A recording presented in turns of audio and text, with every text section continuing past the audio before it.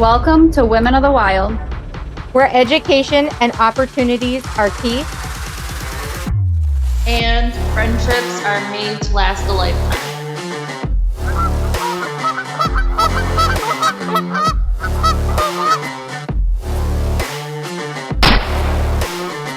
Did you get it? You think we got him? You think we got him? We got him. We said that yesterday. All right, Skylar, what do we got here? We've got a nice looking rip-off. Yeah.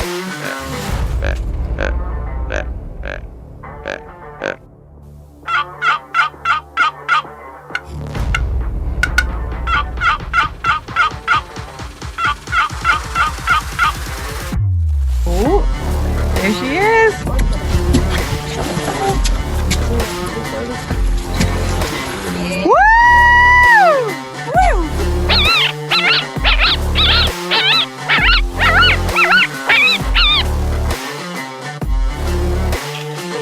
You dropped our great ghost. Give me a hug.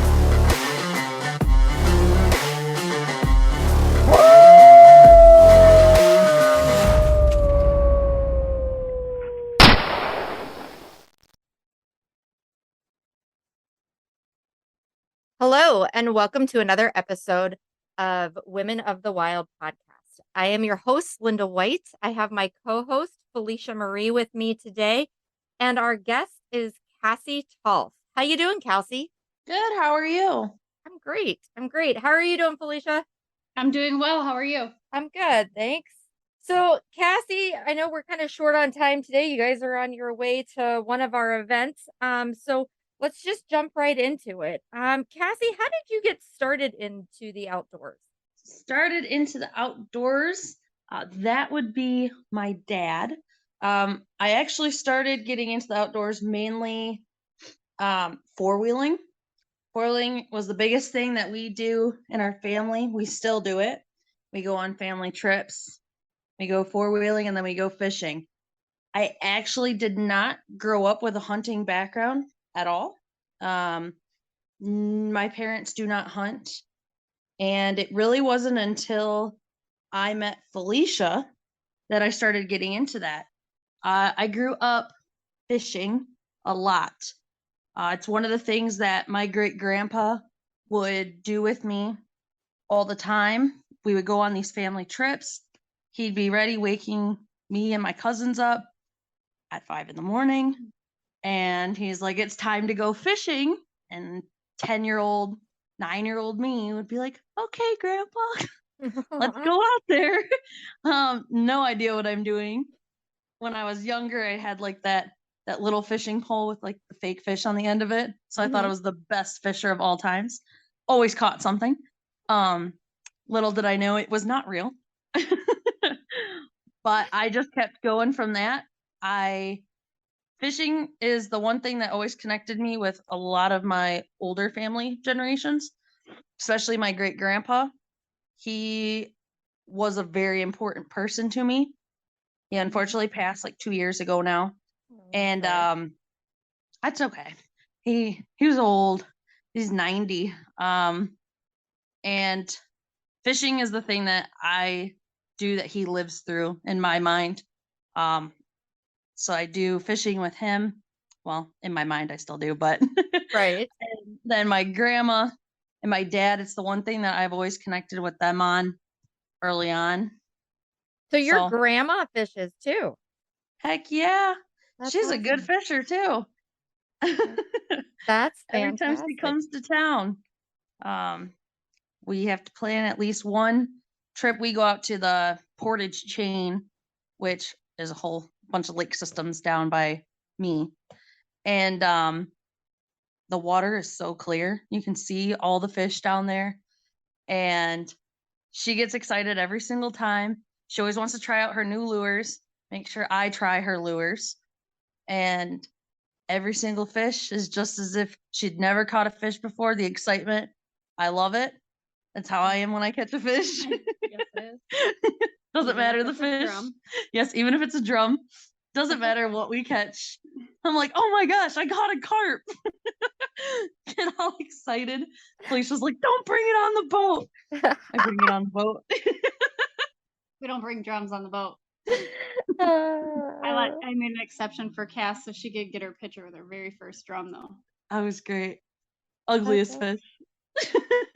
Hey, I'd be right there with you. I'm not kidding.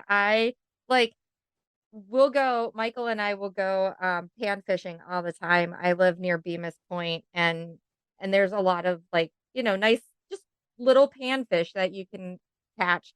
And you would think that I caught this huge muskie or something every time. I'm like, all right, I've got a fish. And he's like, yeah, it's 3 inches, throw it in the bucket. No, honestly, I'm the same way. And Nick will be like, what did you catch? And I'm like, it's a little guy, but Yeah. he's my favorite. That's awesome. So fishing, how did you transition into, saying, okay, I want to get more involved into the hunting aspect of things. Now you said it was when you met Felicia. Now you started dog sitting for Felicia, correct? Is that how that worked? Yeah, so odd story. I met Felicia through a Facebook group. I'm known in the area for dog sitting for people and house sitting, and she had put a post asking if anyone had any recommendations for someone to dog sit. And I commented on it, and multiple other people commented my name on it. And that is how I met Felicia. I was like, yeah, I'll come dog sit for you. Come to find out, she lives like 4 minutes down the road from my parents' house. I would come over, we'd talk. I was supposed to talk about the dogs, and then it turned into like a 2-hour conversation on tangents about hunting and fishing. And I never really had anyone in my immediate circle or friend group that really did hunting. My cousins do it and they travel for it, but I don't really have any girl friends or girl relatives or anything that are into hunting, and didn't really have anyone else who would want to hunt with me. So I was like, hey, and she's over here like, oh, you have 2 hours of free time? Just come over. We're going to go out. We're going to go find something. There's almost always some seasons open. Try it out, see which things I like best, and just kind of dove in headfirst blindly. And now it's starting to become an expensive hobby. All the good ones are. This is true. I never let her sit down, whether it's hunting or fishing. Actually, your first one out with me was that early goose last year. Early goose last year. That was my first time going out goose hunting, and I had tore my shoulder, not from the hunting. I tore my shoulder before that. So I wasn't allowed to shoot or anything. I wasn't allowed to do anything. Oh, So I no. was there to hang out and learn. But that ended up making me more comfortable for this season. I've actually been shooting, and I got my first duck. So that was eventful. Yeah. It was date night for me and my boyfriend, and our date night consists of walking knee deep through swamps and finding wood duck holes. Uh-huh. And instead we found a pair of really nice mallards. We shot. He got the drake, I got the hen, and now it's this, we're gonna mount them together as our little couple mount that we got on Aw. date night. So that should be cute. That'll be adorable. Yeah, it was very exciting. I think he was more excited about it than I was at the time. He got all distracted and flustered that I actually shot one. And Called me. he's like, yeah, he calls Felicia. He's like, oh my gosh, Felicia, she got a duck. And didn't even realize the fact that there was multiple ducks still around him. He's just staring at me going, oh my gosh. That's awesome. I've never actually gone duck hunting or goose hunting. I'd like to go on one of our events sometime. Michael we're gonna- always He always Right. tells me that I need to. He's like, "You need to go because I'm a talker." So he's like, "You can talk the whole time and it doesn't matter, and then just be quiet as soon as they come in and it's fine. No big That is deal." why I like it. And Linda, that's so I was like, "I sorry. need to do this," like So Linda, I was just talking about this with someone that when you're up for the trapping event in November, that we should get you out during our season. Yeah. Oh, that'd be awesome. Yeah, I've never gone. I'd love to go. And it's just, it's really hard for us because we go from like convention season into getting things ready for trapping and then trapping. You know what I mean? Like we don't really have that huge kind of break. And of course, like duck season and stuff starts right in between that convention and trapping. So it's so difficult for us to because of course we put everything off to the last minute. I'm still waxing traps this weekend. So that's where we're at. But yeah, I'd love to. Maybe we'll have to plan that. That'd be kind of cool. Yeah, Linda, you're going to be coming here and staying at my house for the trapping event and instructing that. So we'll go ahead and maybe Saturday, if you can come in on Saturday, we'll plan a goose duck hunt or something like that. Oh, wouldn't that be fun? Love to see that. She'll be Yeah. all excited. I will You'll get to definitely. experience my life of never sitting down and Yes. Which is currently my life. We just went so it's currently bow season for deer up Mhm. by Yep. us. And I've had the wonderful privilege of going out every single night because that is what my honey wants to do every night. And why would I say no to something like that? That's a fun Right. time. So we've been going out every night and we've been chasing this buck since opening day. And we've been watching him on cameras before then. And he's what Nick calls him, the ghost buck. Because he's Okay. there all before season and then disappears during season and then will come back right after. So we watched him, and the other night he made his grand appearance, and it was, I think we had only been in the blind for maybe 20 minutes, and he comes right out, and I'm like, this is perfect. And it was supposed to be my night to shoot, but he's been the one targeting him, so I was like, you go for it, and got a clean shot on him. We went out there, went to go check the arrow, no blood. And there was a little bit of a meltdown because we saw it hit the deer. And then I started walking around and found the best blood trail I think I've ever seen in my life. The easiest blood trail to follow, 150 yards. We found him. Wow. Dragging him back, not so much fun. Right. But it was a great night. I have venison in the freezer now. That's awesome. Because we ran out. And then we're going back out after some does this week. Keep filling the freezer because that's what hunting and living off the land's about. Right. Getting that freezer filled so that you don't have to rely on someone else. Yeah. So how long have you actually been hunting then? So about 2 years? Yeah. last year was we mentored Cass all last year, and then this year would be your first year like actually knuckling down towards it. But Yeah. yeah, last year she went out with everything and really absorbed the information. Like she said, she had a bum shoulder, so she medically couldn't be firing a firearm or pull a bow back or anything. So she just kind of tagged along with me quite a bit last year, and then this year she's all healed up and hitting the deck hard, and it's been awesome to watch her grow. That's It's been great. fantastic. So what I is even- your drive? I guess, like what is your drive to start hunting? What was the excitement? What was the, hey, I want to go and do this kind of, what sparked it all? So a couple different things. One of the biggest things for me with certain animals, so I went to school to start doing conservation.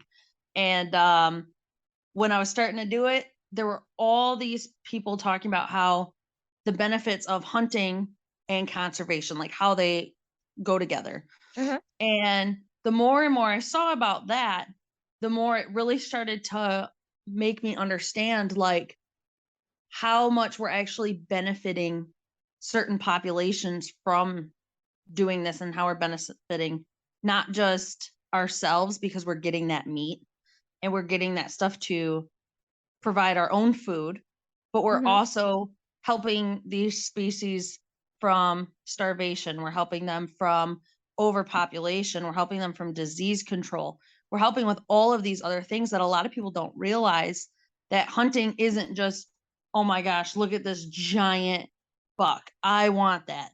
And it's, I don't care about getting a buck. Like that's nice and that would be great, but getting that big doe that's going to fill your freezer more and is also going to help control that population better because that's one less deer that's producing. And Mhm. looking at it from that aspect, and then as I started, in my mind, I won't shoot something or kill something if I'm not going to use it. That animal is going to be used. So once I started being with all involved with all these people that are have been hunting and are cooking this food, having me try it, it's like, wow, that's really good. That makes me want to go and get this animal, make this food from it, and do that rather than go to the grocery store, buy food that you don't even know what they're doing anymore with food. I would much Right. rather go get my own food and see like, all right, this is an animal that's used everything. It's used its surroundings. It's lived off the land, and now we're taking that and we're using the land and we're using the animal. And that to me, the more that I've gotten into it, it's just like that realization that that's what people used to do. They Mhm. used to just use the land, they used the animals, and that's what they used. And I think that's being lost a lot through the generations. Most people aren't doing that anymore. And I want to continue that tradition. And as I'm starting to learn it more, it's making me respect everything around me more, respect the environment more, respect the land, respect the animals, and just seeing how other people have, I don't know, explained that to me and their views on it really got me intrigued and interested on doing it myself. If that makes sense.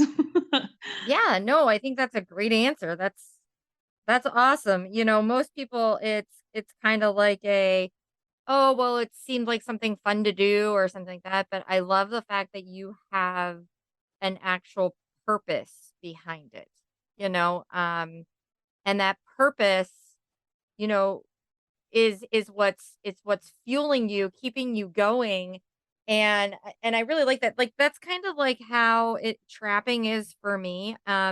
It's fun. Obviously. I mean, let's not let's not play down the whole like fun of the chase. That is definitely exciting for all of us, you know? I mean, let's let's give that its dues there. But knowing what is happening because of the fruits of your labor, because of the hard work that you're putting into it, the dedication that you're putting into it. Like around where I'm at, our deer population. So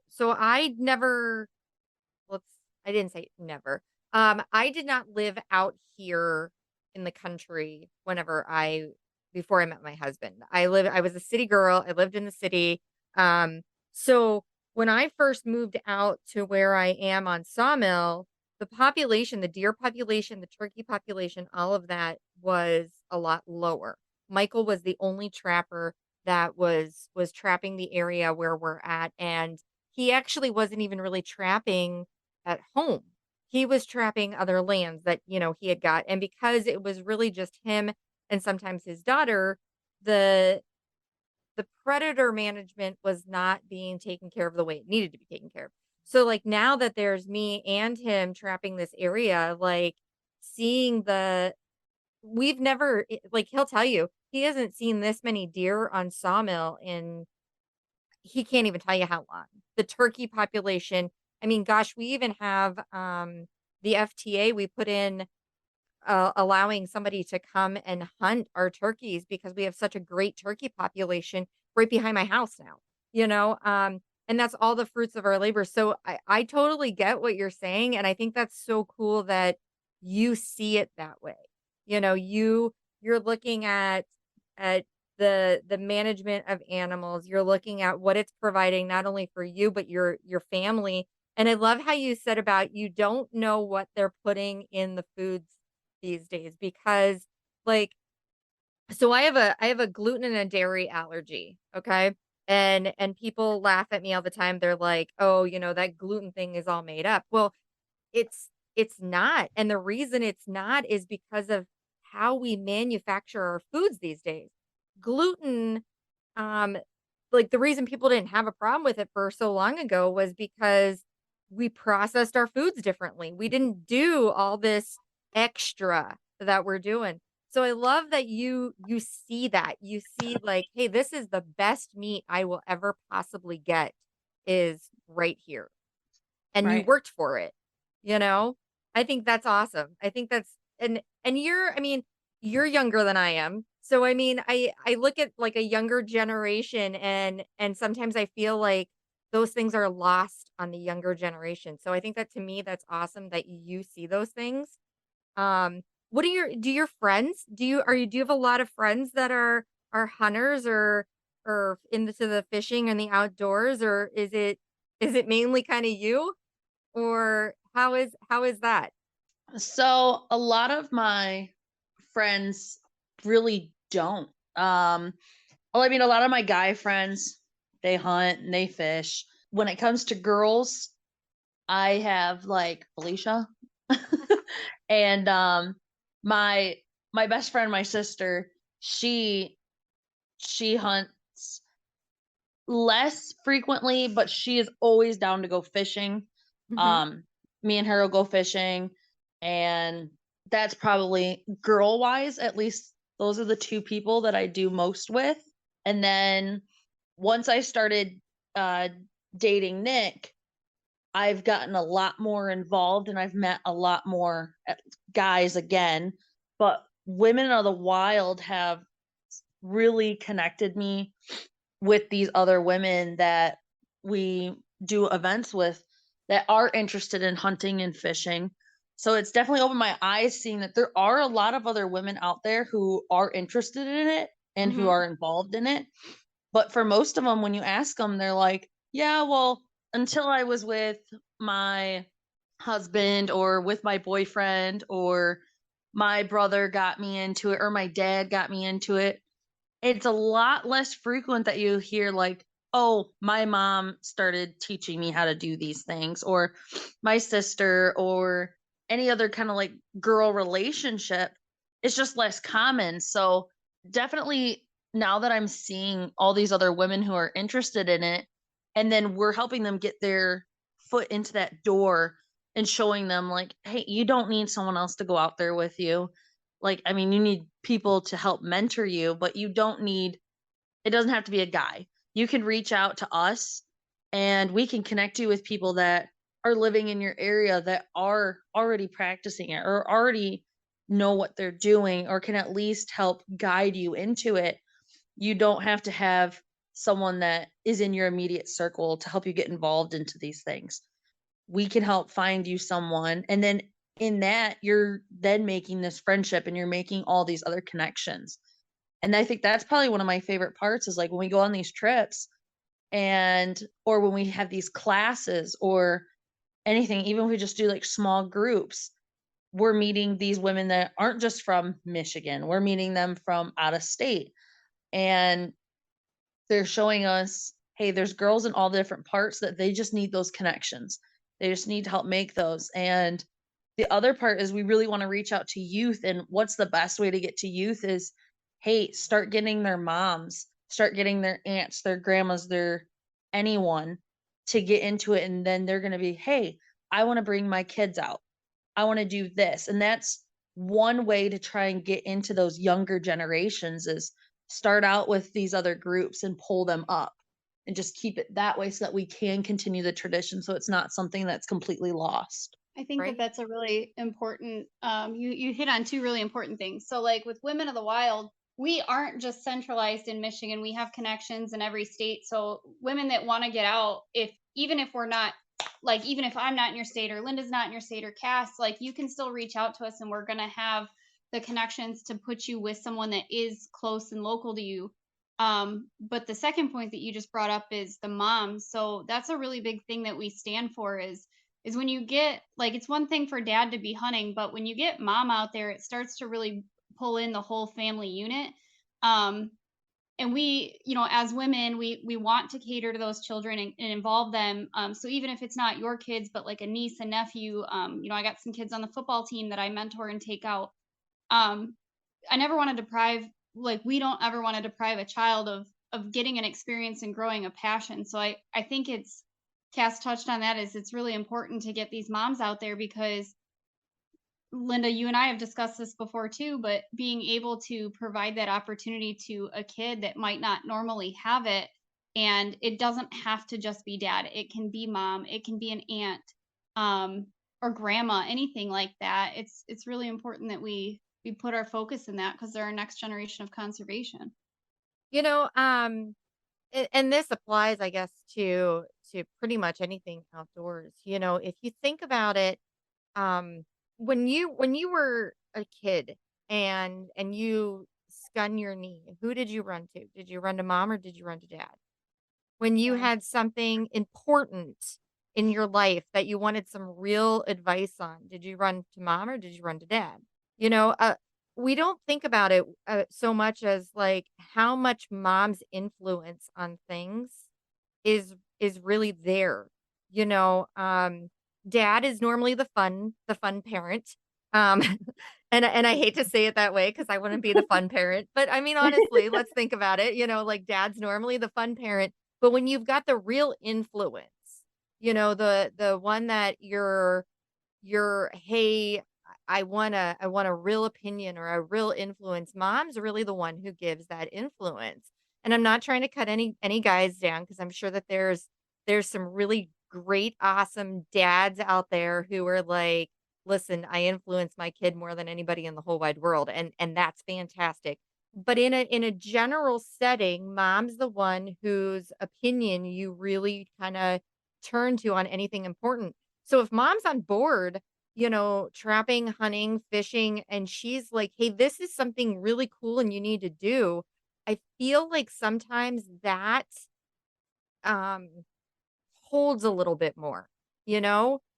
Because her influence is like, "Huh, mom really thinks that it's not just the cool thing, but mom has a real big interest in this.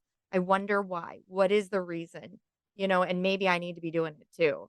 And that's how I've always kind of looked at things, but I mean, I could be totally way off, but I look at it that way. Yeah, I agree.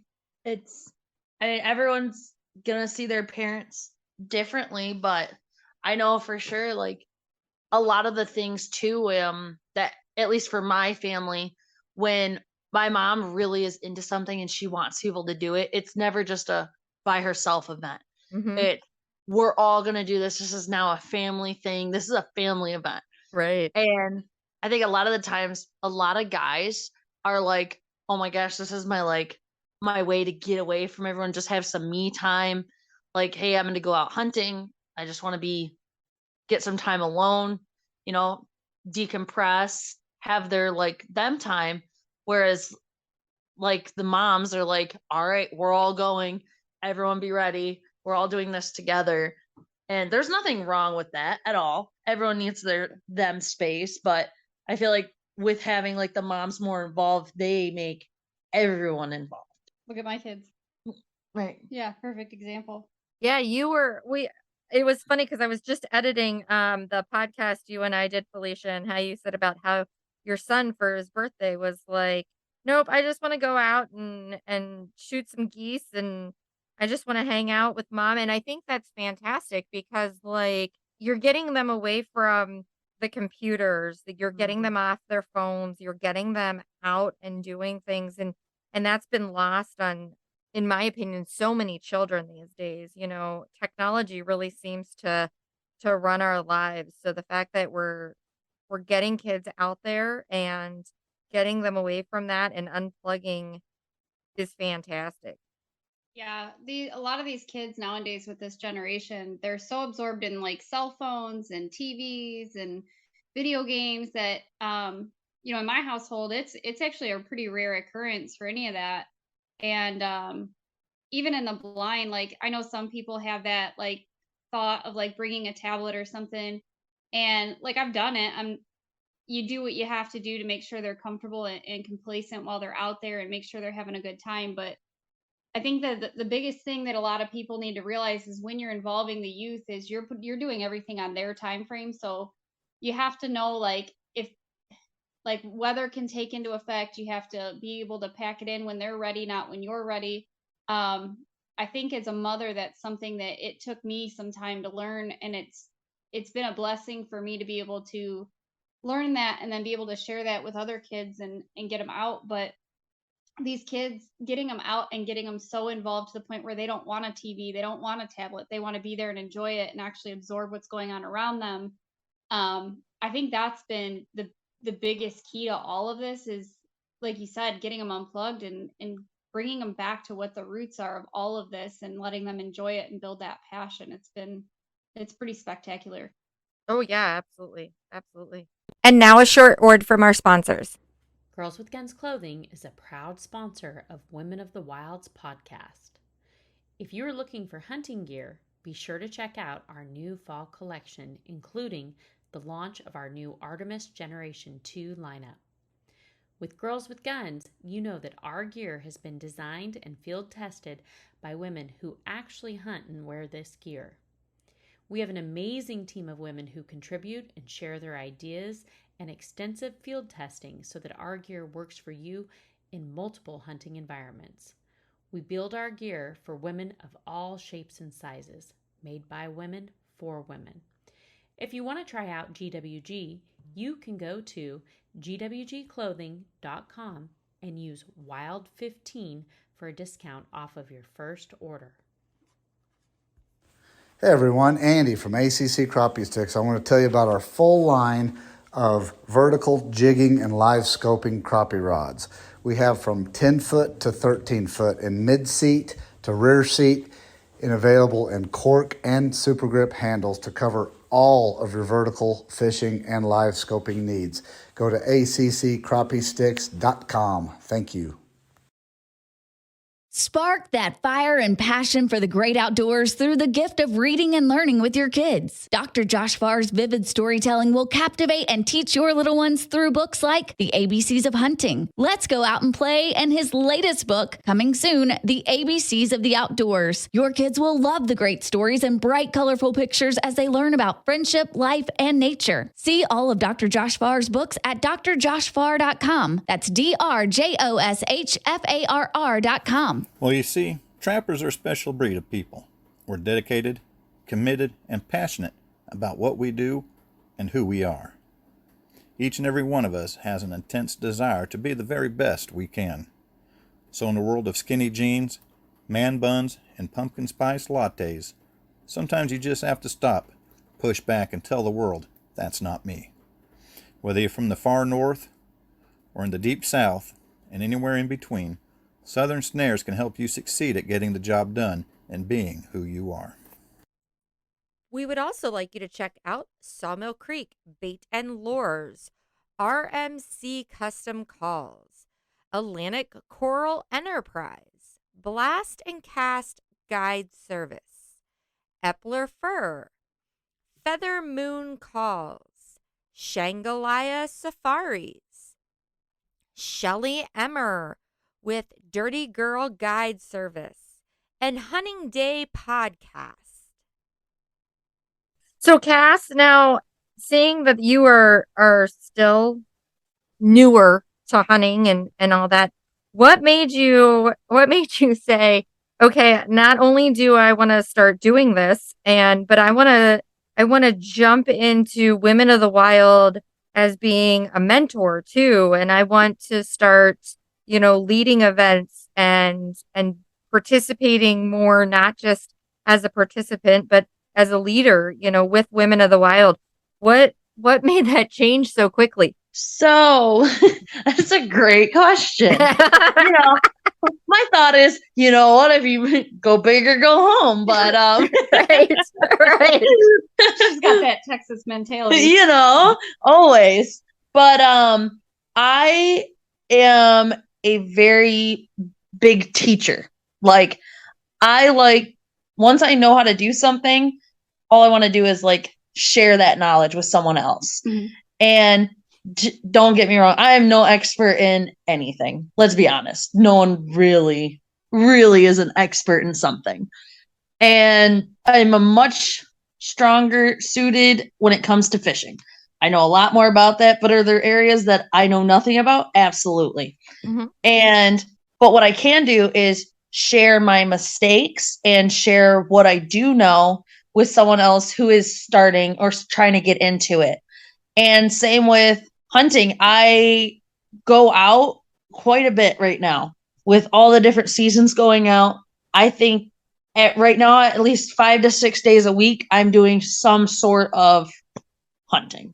And for me, it's all a learning experience. And every mistake that I make or every new thing that I pick up is something that I can share with someone else. And so going out to these events where I may have never a certain animal, like say I've done that.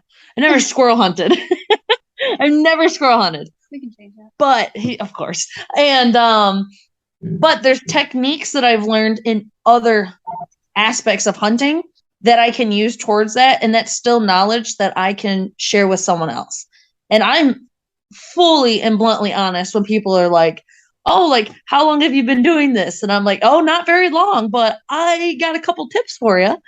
I don't think that it really matters how long someone's been doing something. It more matters on how much are you willing to listen to someone else, learn from them, whether you think that you know everything or not.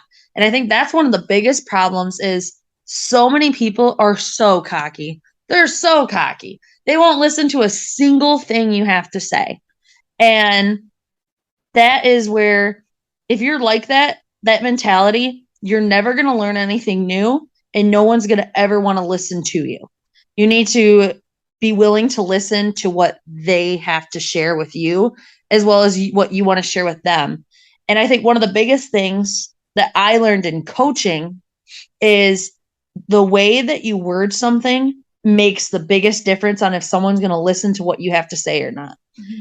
And telling someone, "Oh no, you're doing this wrong, you have to do it this way," that is not at all how you teach something about anything. I think one of the best ways that I've learned is, hey, maybe don't try doing it this way. Why don't I show you another way that might work better? Mm-hmm. And doing that, a lot more people are willing to listen to you. And it doesn't matter if I haven't been hunting that long or I've been fishing for a while, but haven't been fishing that long. I still don't know everything. Mm-hmm. And I still learn something new every single time that I go out. Whether it's, like this lure has worked really great in the past, but now with these different water temperatures or with how mercury it is today or how windy it is today, that one's not going to work as well. And that trial and error is still a learning process. Even if I'm not learning it from someone else, it's still a process. And then now when someone's like, "Wow, I haven't caught anything here. How are you catching stuff here?" It's not, "Oh, you have to use this lure." It's, "Hey, I found these aspects in a lure are what makes it work better for these conditions."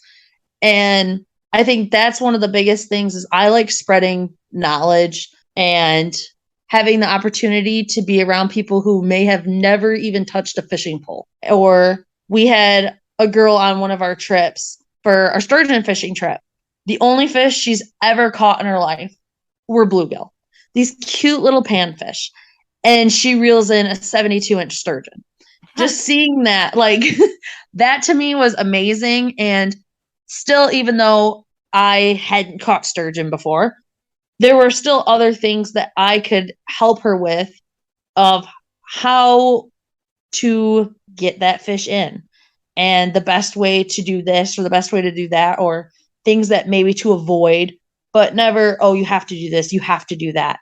every single person's going to end up making their own technique. It's all about teaching someone the safety involved in it and making their own technique. I like that. I've done a lot of events where I've been at the forefront of things, and quite honestly, I always say you can learn something from everyone. It may be what not to do, but there's always something you can learn. And the best teacher is the one that is teachable, and I think you hit on that. If you're willing to always expand your knowledge, sharing it is a lot easier. Except, like you said, if you think you know everything, it's a lot harder for you to teach people because you have that cockiness about you. And I love how you said that. I want to share things with people, and I think that's fantastic. And I have to say, from my point of view, Cass, you're a huge asset to the company, not just with the knowledge that you have, but I think the fact that you are newer to things, I think that's huge. She brings a different perspective that somebody like me, being more seasoned, there's sometimes things that I overlook, and her kind of like honing me in and putting my roots back down has been a really big help, because she'll be like, well, why this? And it might be something that's overlooked by a seasoned hunter, but she brings that dynamic of adjusting where your mindset's at, of like, oh, you should already know that. But like Cass was saying, it's all on perspective, and being cautious of other people's perspective when you're teaching something. Of it's how they're perceiving it, and who are you to judge how they're going to perceive it. So making sure that not only you're thorough, but you're proceeding with caution on how you're instructing something, that you're not coming across as like a know-it-all, that you're coming across as actually trying to teach them, and you're not trying to be, in her words, cocky, but just taking that time to slow it down, to explain something and explain it in a way that they're going to understand, but also not feeling belittled. I think that that's a really big point, that's something we always try to bring to the foreground, is making sure that everybody is learning in a comfortable, safe environment, and not ever having that feeling of, you should have known that. Or, maybe that's not the right way to do it, but we can do it this way. And Cass is really, really great at teaching. With her job here in Michigan, what she does is a lot of instructor courses. So she's really great at that aspect too, but she brings that new knowledge to the table. And it's quite a blessing to have her on staff. I had a class last night. I know. Yes, you did. She had a hunting conservation class last night that she instructed here in Michigan. Oh, that's so cool. Yeah, I recently started. I've only worked there for a month now. I work at the Midland Conservation District, and we've recently, as in last night was the first workshop that we did. Mm-hmm. We're starting to do workshops now. They want to get the community involved and the kids involved in the conservation, and get them more interested in it and excited in it. And last night we did a hunting and conservation. How is hunting related to conservation, and getting the kids excited for it. And the first thing that we did was identifying tracks. So we had the kids, they were given a sheet and had a whole bunch of different animal tracks on it, and they were guessing what tracks they were. Then we went over what tracks they were, and then we went and took a walk out in the woods and looked for tracks. And seeing them get so excited when they would find one was absolutely amazing. It was my favorite part of it, was just seeing their reactions to everything. They learned the word scat, which there was probably the one little boy, he was 5.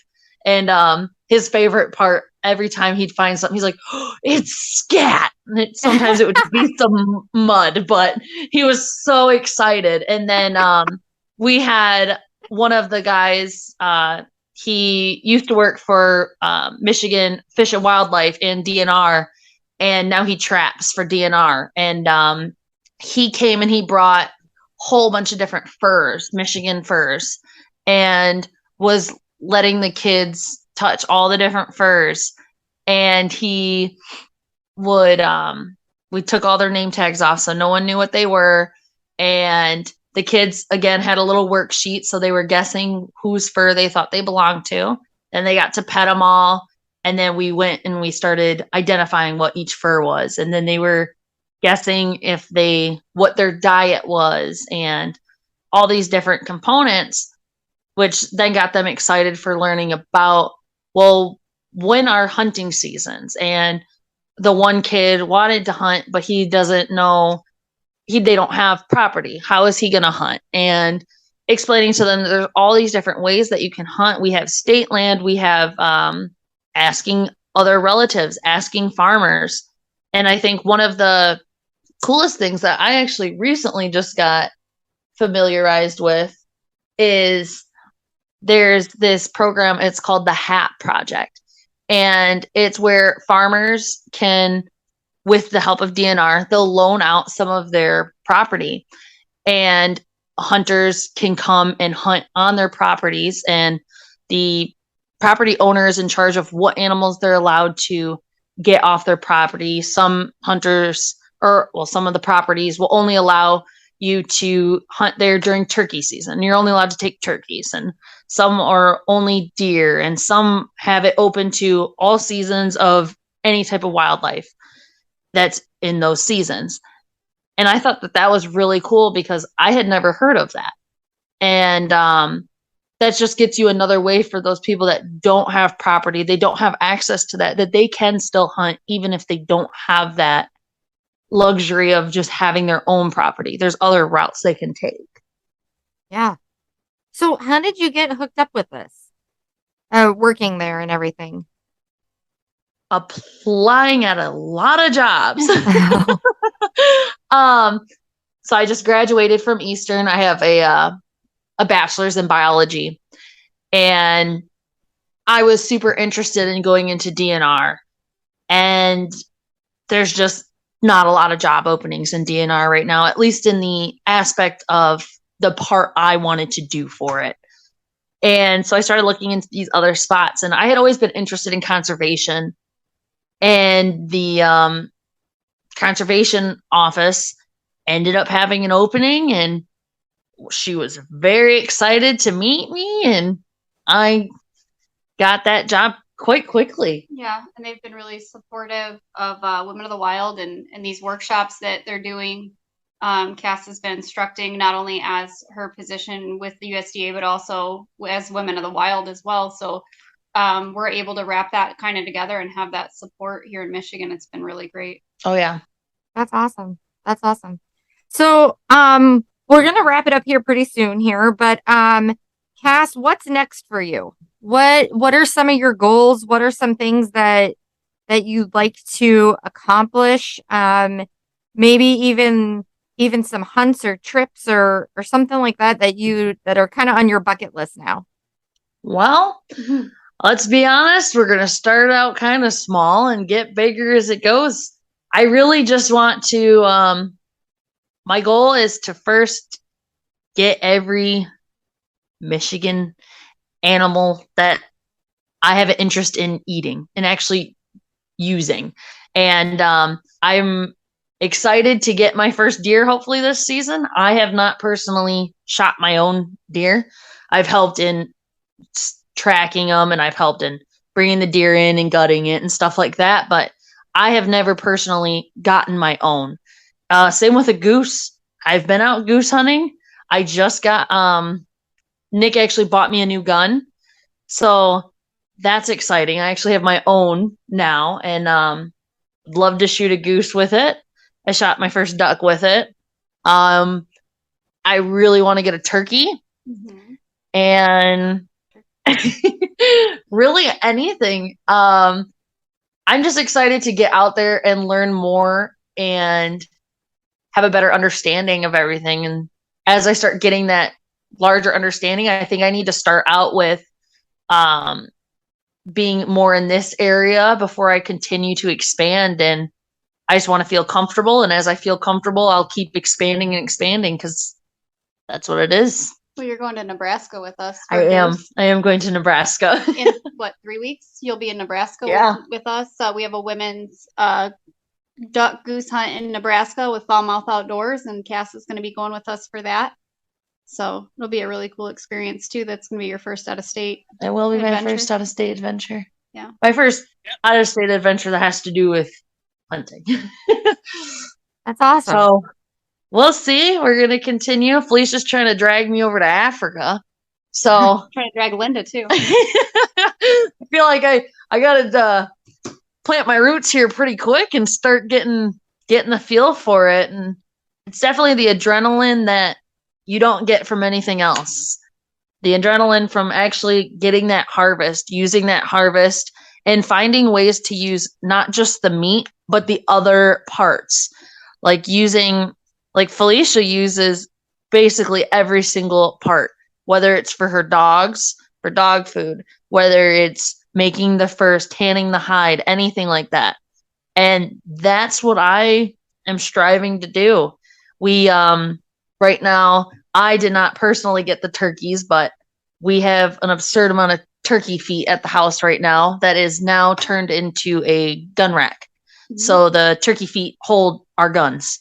So you can use things for just about anything, and it's finding out different ways to use this so that you're not wasting any part, because 99% of an animal can be used. Really, all of it can, but finding what each thing can be used for is the fun part. Oh, absolutely. Yeah. Absolutely. And there's a lot of things that you can use in baits and lures and stuff for trapping. So if you ever have something and you're like, hey, what can I do with this? Let me know. Yeah. The glands, the urine, all of that can be used. So Cass, before we go though, what is your favorite hunt that you've been on so far?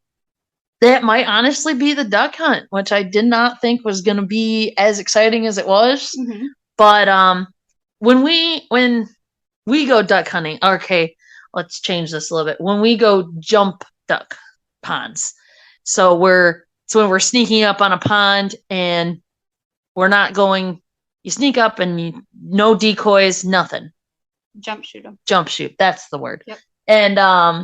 And Nick likes to find the hardest ones to get to, that because no one else wants to hunt that. And I think it was an hour and 10-minute walk through swamp to get to this spot.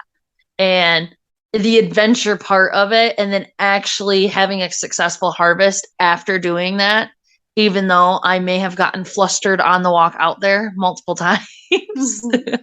it was very fun. Going in knee-deep mud, and waders are not my strong suit. You can ask. I think I fell about 10 times. I can't walk in waders. So it's definitely fun. And then I think on the second one would probably be my turkey hunt. I did not successfully harvest one. But to me, I always thought hunting was sitting there really quietly and trying to keep yourself occupied while sitting there very quietly. And I've been shown multiple different ways to hunt each animal that I've been involved in for the season so far that are not all sitting and waiting, and finding and going to those spots. Like the turkey hunting, we were walking through the woods with using the environment as our hiding points. There was no blinds, there was nothing. Stock. Yeah. Yeah. That's much more fun. I would much rather do that than sit in a tree stand all day and just hope something comes walking by.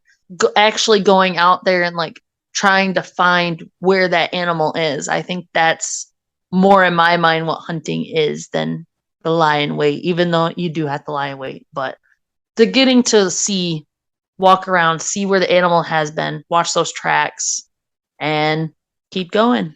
I'm going to tell you, I see more animals, like as far as not my target animal, but I see more animals out on the trap line than I ever see sitting in a tree stand in the woods. Like, I can't tell you how many deer, turkeys, gosh, even a bear that I have seen out on the trap line, walking in or whatnot, checking. I have the funniest story in the whole wide world. I was pulling up to an area, and there was like a bush and a tree and everything in the way of my trap, so I couldn't see it.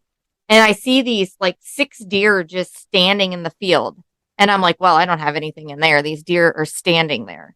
I get up to my trap and there's this fox in a trap, and these deer are just standing there looking at this fox like, what the heck is wrong with you, dude? You know? And it was awesome. And I even have pictures on a trail cam too of a fox in a trap, and these turkeys are just hanging out around it, like looking at it like, aha, you can't get me. So yeah. So I mean, like when people say about, oh, I don't want you trapping because you're gonna mess up my hunting, I always think that's so funny because I see more animals just walking through the woods checking my traps than I do standing, or sitting in a tree or in a blind or anything like that. Yeah, absolutely. A lot of goes on the trap line. Yeah. So Cass, what has been, you started off with us as like a client to Women of the Wild. What has been your favorite Women of the Wild event that you've been on? Oh man. You've been on quite a few. I have been on quite a few. It might have to be the sturgeon. That's me. I like fishing. Yeah. And reeling in that sturgeon, holding that sturgeon, everything to do with the sturgeon was just really cool. I love fishing, so any trips that have to do with fishing, I'm like, Felicia, I'm your girl. It was really neat to see, because none of the girls, when we did the sturgeon event, that was a whole conspiring weekend, because I had done one with a group of girls, and then the very next day we did the weekend one with the girls, and I literally left for Africa like the next day after. But none of these girls had caught a sturgeon. Nobody's even touched a sturgeon. And every girl caught a sturgeon, multiple. So it was really neat seeing all those women, like just the excitement behind that. And Cass, your excitement, it didn't matter who caught the fish. I was going to say, yeah, I was more excited to watch the other girls catch them than I was to catch one myself, quite honestly. Just, I have all these videos of the girls, their faces, their reactions, them like struggling to reel this fish in. And that honestly is what excites me more than actually getting it myself. I think in our opening for the podcast, we have you screaming. I took a voice clip from that sturgeon trip and you're screaming. And the funny thing about it is when I was pulling it off, you're yelling, but it wasn't even you pulling the fish in. Like, I'm watching this and I'm like, wait a minute, that is Cass yelling. Yep, that's her yelling. You just get so excited for everything, providing those opportunities to other people and their excitement. Like, I feel like a lot of the trips we do, we're more excited to see these girls get that experience than we are to experience it ourselves. And it just goes to show the community that we're building, that we're here to lift each other up.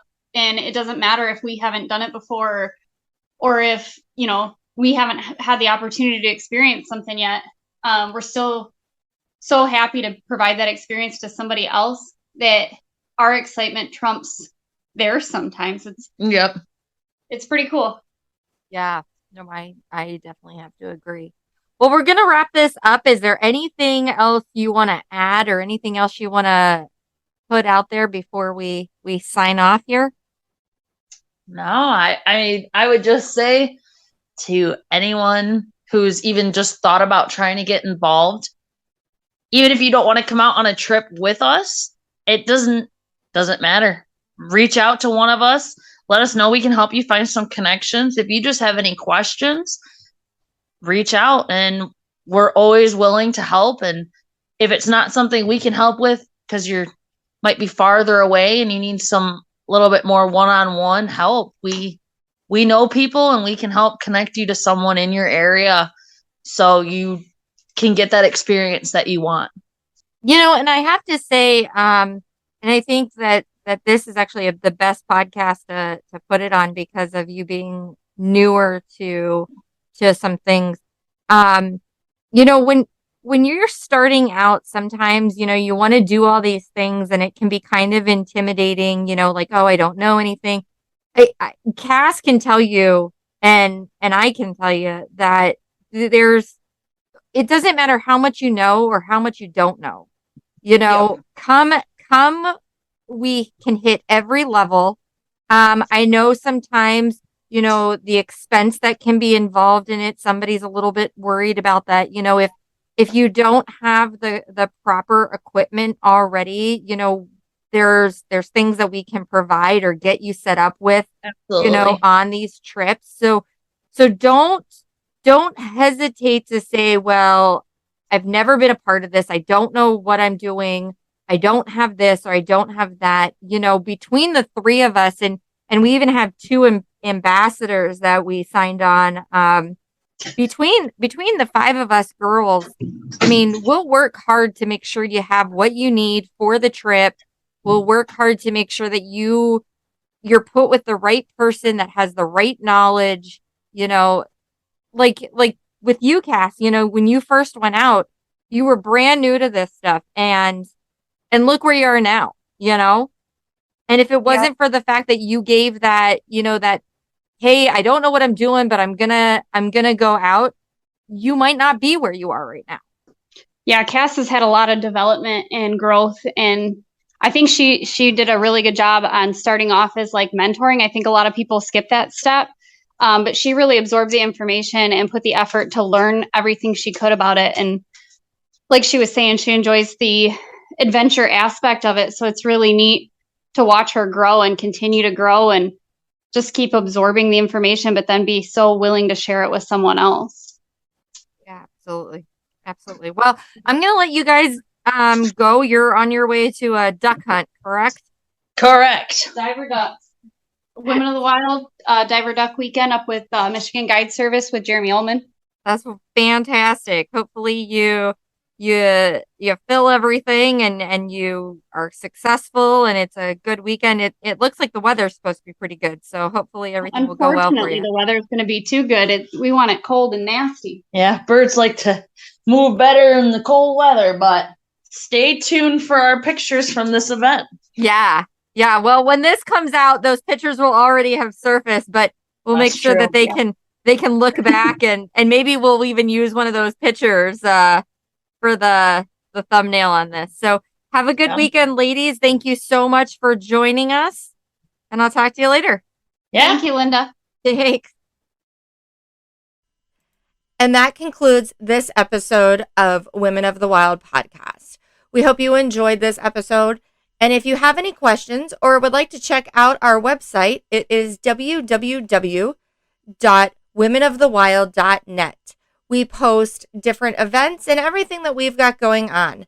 We would really like to also thank our sponsors, ACC Crappie Sticks, Girls with Guns, Southern Snare, Sawmill Creek Baits and Lures, RMC Custom Calls, Atlantic Coral Enterprise, Blast and Cast Guide Service, Epler Fur, Feather Moon Calls, Shangolaya Safari, Dr. Josh Farr Children's Books, and Shelly Emmer with Dirty Girl Guide Service. Thank you all, and hope that you tune in 2 weeks for our next episode.